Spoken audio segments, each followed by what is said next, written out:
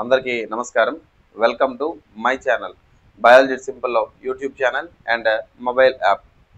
Dear students, RRB group డిలో నేను ఏదైతే ప్రజెంట్ ఈ క్వశ్చన్ డిస్కస్ చేయబోతున్నానో కొన్ని వేల మంది కన్ఫ్యూజ్ అయ్యేటటువంటి ప్రశ్న ఇది. ఓకేనా? సో జనరల్గా ఈ క్వశ్చన్ నేను ఆఫ్లైన్ ఇన్స్టిట్యూట్లో కూడా చాలా మందితో అంటే ఒక 300 to 400 మెంబర్స్ ఉన్నటువంటి క్లాసెస్లో కూడా డిస్కస్ చేస్తే కనుక ఈ ప్రశ్నకు చాలా ఎక్కువ మంది తప్పు చెప్పారు ఆన్సర్ అనమాట. ఓకేనా? సో అదేవిధంగా కొన్ని వేల మంది కూడా తప్పు చేసే అవకాశం ఉన్నటువంటి ప్రశ్న. మరి ఇలాంటి ప్రశ్నలను అర్థం చేసుకోవాలంటే మనం ఖచ్చితంగా ఎన్సీఆర్టీ పుస్తకంలో ఏముందనేది మనకు తెలియాలి.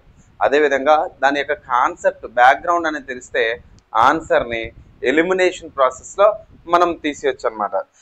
ఓకేనా? అయితే నేను ఈ ప్రశ్నను చదివి దీని యొక్క అర్థం ఏంటో చెప్తాను, ఆప్షన్స్ చెప్తా, ఆన్సర్ అనేది నేను థియరీ మొత్తం దీని యొక్క ఎక్స్ప్లెనేషన్ అంతా చెప్పిన తర్వాత ఆన్సర్ అనేది చెప్తా. ఈలోపు మీలో ఎవరికైనా కానీ దీని ఆన్సర్ తెలిస్తే ఫస్ట్ ఎవరు కామెంట్ చేస్తారో చూద్దాం. ఓకేనా? రైట్. మీలో ఎవరైతే ఫస్ట్ కామెంట్ చేస్తారో దీనికి సంబంధించినటువంటి ఆన్సర్ ఆ పర్సన్ ఎవరైతే ఉన్నారో ఆ పర్సన్కి ఏ టాపిక్ కావాలంటే ఆ టాపిక్ నేను వీడియో చేసి నెక్స్ట్ వీడియోలో రిలీజ్ చేస్తా. ఓకేనా? రైట్. మరి ఈ క్వశ్చన్ని ఒకసారి అర్థం చేసుకుని ప్రయత్నం చేద్దాం. తర్వాత దీని యొక్క బ్యాక్గ్రౌండ్ మొత్తం క్లీన్ అండ్ క్లియర్గా మనం డిస్కస్ చేద్దామండి. ఓకేనా? సో క్వశ్చన్ చూడండి. వాస్తవానికి ఈ క్వశ్చన్ ఎప్పుడు అడిగాడు ఏంటంటే ఆర్ఆర్బి గ్రూప్ డి 27/9/2022 రీసెంట్గా 2019-22 జరిగింది కదా ఎగ్జాము.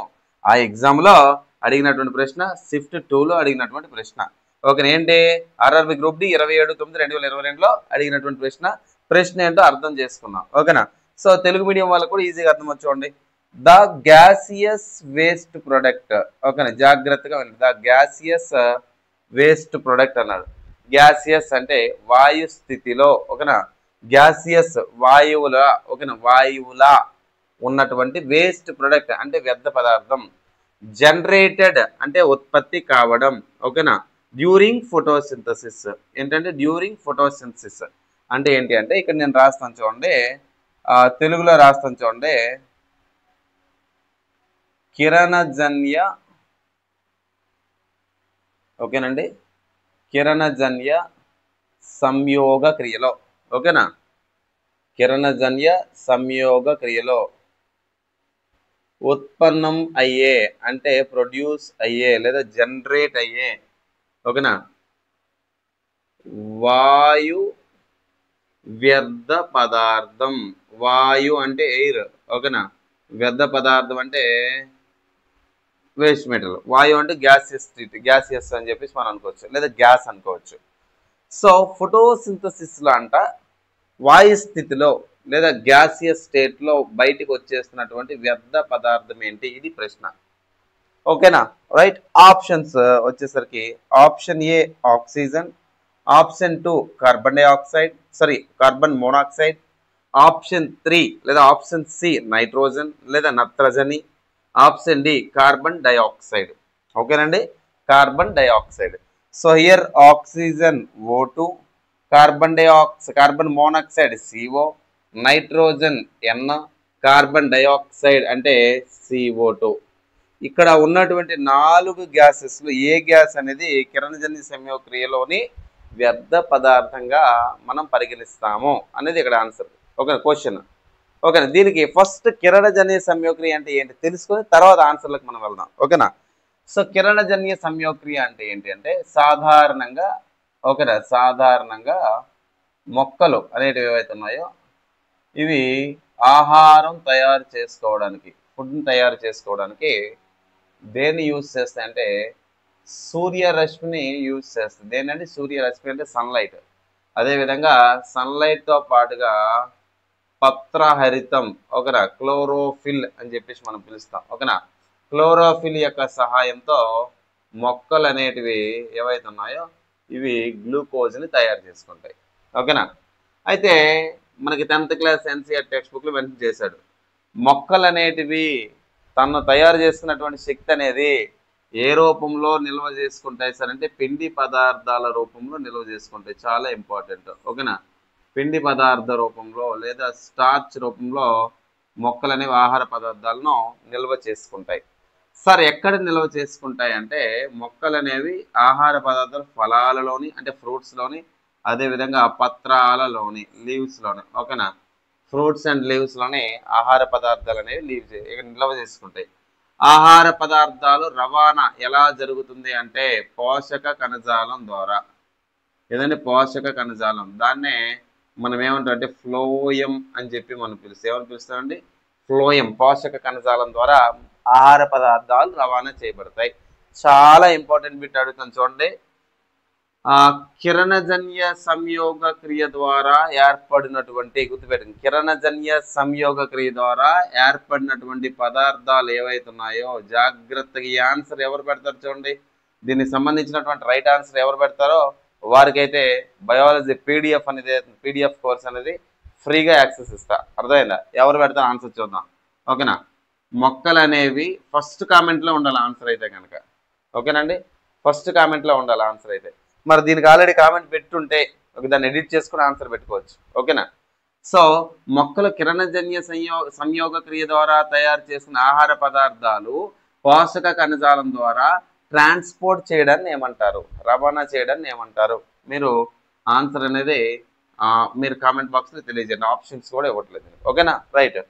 అయితే ఇక్కడ కిరణజన్య సంయోగ క్రియ అన్నాం. సో సూర్యరశ్మి అదేవిధంగా క్లోరోఫిల్ను ఉపయోగించుకుంటా ఓకేనా లేదా పత్రహరితాన్ని ఉపయోగించుకుంటా ఆహారం తయారు చేసుకుంటాయి అని చెప్పాను మీకు. అంతే కదా? అయితే ఎలా తయారు చేసుకుంటాయి సార్? ఫస్ట్ ఆఫ్ ఆల్ మనం దీని గురించి మాట్లాడుకున్నప్పుడు 1912 సంవత్సరంలో సిబి వాన్ నీల్ అని పిలుస్తున్నటువంటి ఒక శాస్త్రవేత్త ఈ కిరణజన్య సంయోగ క్రియను కనుక్కున్నాడు అనమాట. సో ఆయన కనుక్కునేటప్పుడు మొదటిగా దేని మీద పరిశోధన చేశారంటే పర్పుల్ సల్ఫర్ బాక్టీరియా మీద పరిశోధన చేయడం జరిగింది. ఓకేనమ్మా? మరి కిరణజన్య సంయోగ క్రియ అంటే ఏంటంటే సాధారణంగా మొక్కలు అనేటివి వాటర్ని తీసుకుంటాయి. ఏం తీసుకుంటాయండి? వాటర్ని తీసుకుంటాయి. మనం వాటర్ పోస్తాం, వాటర్ తీసుకుంటాయి. లేదా నేలలో వాటర్ని అబ్జార్బ్ చేసుకుంటాయి. ఏం చేసుకుంటాయండి? అబ్జార్బ్ చేసుకుంటాయి అన్నమాట. సో సాధారణంగా కిరణజన్య సంయోగ క్రియలోనే ఏమవుతుందంటే మొదటిగా సూర్యుడి నుంచి వస్తున్నటువంటి సన్లైట్ ఏదైతే ఉందో జాగ్రత్తగా వినండి. సూర్యుడి నుంచి వస్తున్నటువంటి సన్లైట్ సూర్యరశ్మి ఏదైతే ఉందో ఇదేంటి? సన్లైటే కదండి. ఓకేనా? సన్లైటే కదా. సో ఇది ఏ శక్తి అండి? సన్లైట్ అనేసరికి కాంతి శక్తి అని చెప్పి మనం పిలుస్తాం. ఏమని పిలుస్తామండి? కాంతి శక్తి. So it is light energy. ఓకేనండి?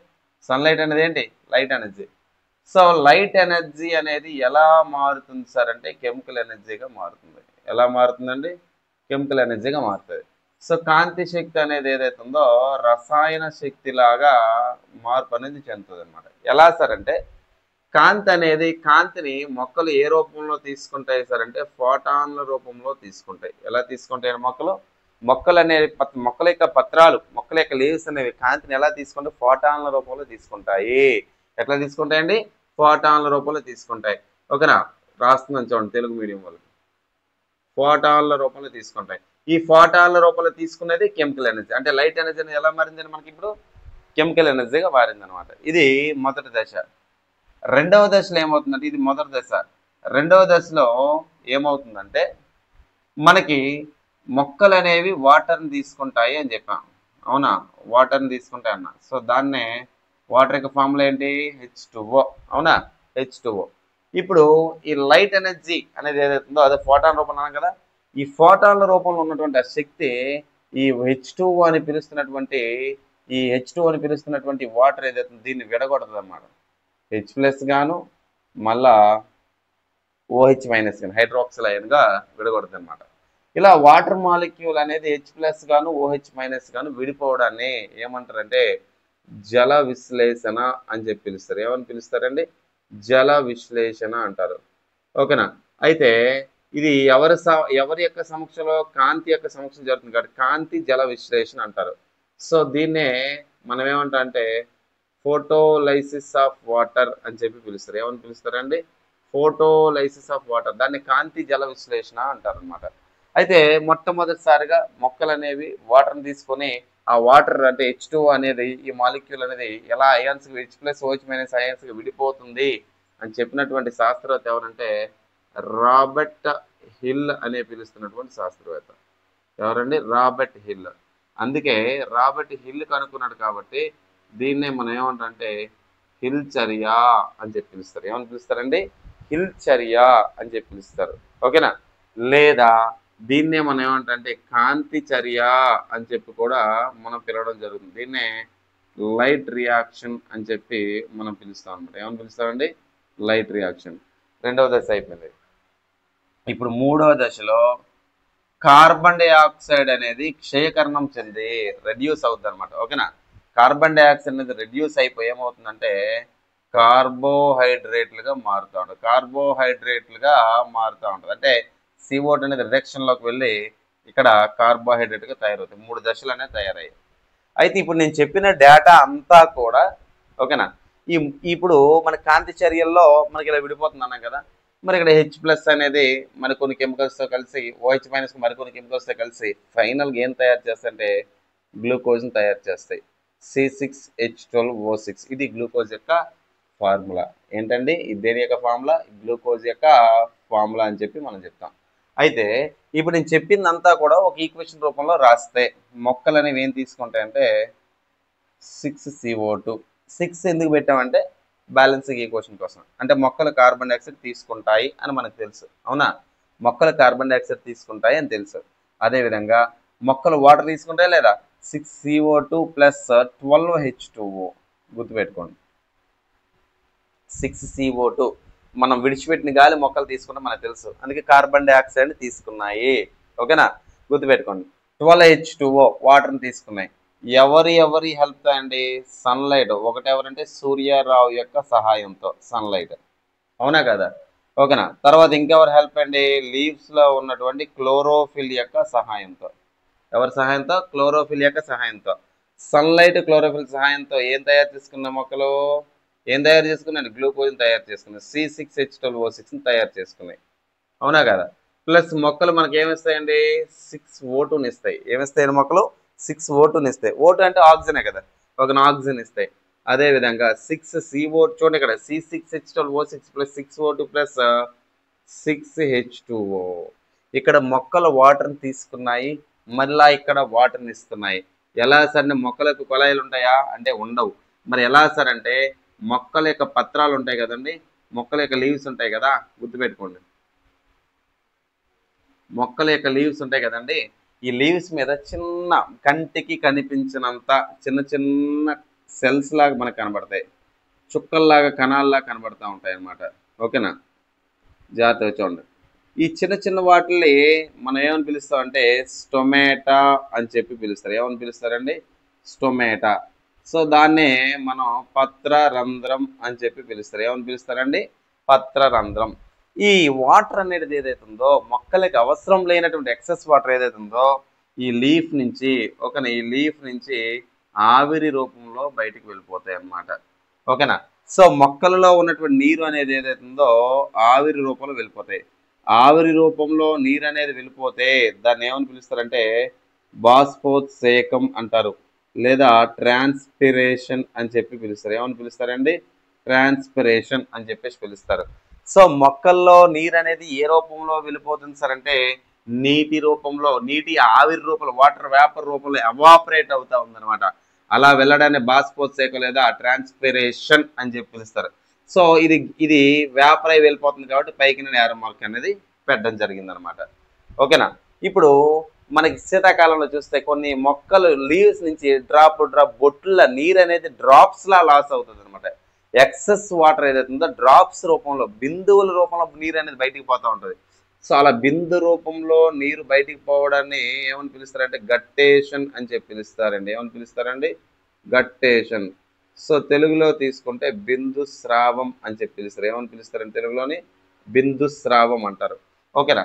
మన క్వశ్చన్కి వెళ్దాం. ఇప్పుడు ఇంకొక మాట నేను చెప్తా. మొక్క చాలా చాలా ఇంపార్టెంట్. అసలు ఈ మాట అనేది మర్చిపోకండి ఎప్పుడు కూడా. ఓకేనా? ఇప్పుడు నేను కిరణజన్య సంయోగక్రియ ఫోటోసిన్థసిస్ సంబంధించిన ఈక్వేషన్ అనేది నేను అంతా కూడా మీకు ఇక్కడ రాయడం జరిగింది. జాగ్రత్తగా వినండి. ఓకేనా? ఇదంతా కూడా కిరణజన్య సంయోగక్రియకి సంబంధించినటువంటి ఈక్వేషన్. నాన్న మొక్కలు కిరణజన్య సంయోగ క్రియ కోసం, ఫోటోసింథసిస్ కోసం మాత్రమే కార్బన్ డైఆక్సైడ్ తీసుకోండి. గుర్తుపెట్టుకోండి. మొక్కలు ఫోటోసింథసిస్ కోసం మొక్కలు కార్బన్ డైఆక్సైడ్ని తీసుకుంటాయి. మరి కిరణజన్య సంయోగక్రియలు ఎక్కడైనా కార్బన్ డైఆక్సైడ్ వస్తుందా? కిరణజన్య సంయోగక్రియ ఫోటోసింథసిస్ ఎక్కడైనా కార్బన్ డైఆక్సైడ్ వస్తుందా? ఈక్వేషన్లోనే ఎక్కడైనా వస్తుందా? రావట్లేదు. అంటే నువ్వేం గమనించాలా? ఫోటోసింథసిస్లో కిరణజన్య సంయోగక్రియలో కార్బన్ డైఆక్సైడ్ అనేది ఏదైతే ఉందో అది ఎక్స్క్రెటరీ ప్రోడక్ట్ కాదు. కిరణజన్య సంయోగక్రియలో కార్బన్ డైఆక్సైడ్ అనేది వ్యర్థ పదార్థంగా బయటకు రావడం లేదు, గుర్తుపెట్టుకోండి. కానీ మొక్కలు కూడా మనలాగే గాలిని పీల్చుకుంటాయి. ఎట్లా? స్టొమాటో ద్వారా. ఏ గాలిని పీల్చుకుంటాయి? ఆక్సిజన్నే పీల్చుకుంటాయి. పీల్చుకొని విడిచిపెడతాయి? కార్బన్ డైఆక్సైడ్ని విడిచిపెడతాయి. అంటే మొక్కలు రెస్పిరేషన్లో లేదా శ్వాసక్రియలో, ఓకేనా, మొక్కలు రెస్పిరేషన్ లేదా శ్వాసక్రియలో మాత్రమే కార్బన్ డైఆక్సైడ్ని విడుదల చేస్తాయి. కానీ కిరణజన్య సంయోగక్రియ లేదా ఫోటోసింథసిస్లో విడుదల చేయదు. ఇది పాయింట్, ఓకేనా.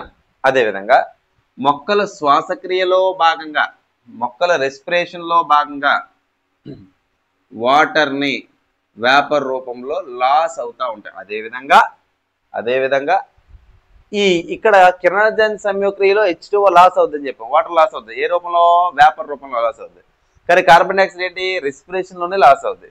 అయితే ఇక్కడ ఇంపార్టెంట్ ఏంటంటే కార్బన్ డైఆక్సైడ్ కానీ లేదా H2O కానీ శ్వాసక్రియలో లేదా కిరణజన్య సంయోగక్రియలో ఎలా లాస్ అవుతాయి సార్ అంటే స్టొమాటా ద్వారా, పత్రరంధ్రాల ద్వారా. అదేవిధంగా స్టెమ్ కాండం అనేది ఏదైతే ఉందో గ్రీన్గా ఉన్నటువంటి స్టెమ్ అంచుల్లోనే మనకి లెంటిసెల్ అని పిలుస్తున్నటువంటి మరొక భాగాలు అనేవి కనబడతాయి. ఓకేనండి, మరొక భాగాలు కనబడతాయి. ఈ లెంటిసెల్ శ్వాస రంధ్రాలుగా మనం చెప్పుకుంటాం. సో తెలుగులో కూడా లెంటిసెల్స్గా మనం పిలవచ్చు. ఏంటండి? లెంటిసెల్స్గా పిలవచ్చు. ఓకేనా. సో ఈ లెంటిసెల్స్ అనబడేవి ఏవైతే ఉన్నాయో లెంటిసెల్స్ ద్వారా స్టొమాటో ద్వారా బయటకు వెళ్ళిపోవడం అనేది జరుగుతూ ఉంటాయి. ఓకేనా. స్టొమాటో అన్నాం, పత్రరంధ్రాలు ఉంది కదా, పత్రరంధ్రాల లోపల ఇలా మన చిక్కుడు గింజ ఆకారంలోనే, ఓకేనమ్మా, 2 చిక్కుడు గింజ ఆకారంలో 2 కణాలు ఉంటాయి. వాటిని రక్షక కణాలు లేదా గాడ్ సెల్స్ అంటారు. ఓకేనా, రక్షక కణాలు లేదా గాడ్ సెల్స్ అంటారు. సో డయాగ్రామ్ వేస్తాను చూడండి, చిన్నది రఫ్ డయాగ్రామ్. ఓకేనా, ఇదంతా ఏ డయాగ్రామ్ అని చెప్పాను నేను? ఇదంతా కూడా స్టొమాటో. ఓకేనా, పత్రరంధ్రం అన్నాం కదా.